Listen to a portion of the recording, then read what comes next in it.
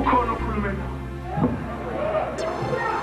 khulume ngolwimi esilizwa laba bamba bebheke phezulu i-direction bayithatha phezulu kanti indaba ziphansi lalela umntwana ugxele phansi kodwa i-direction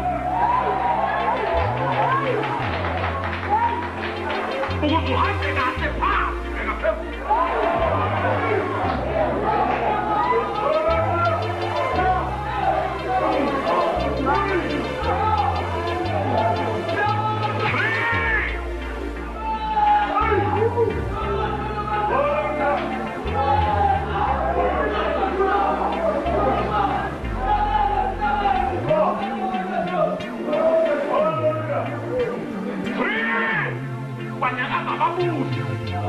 ngoba mhlazana uJesu ezama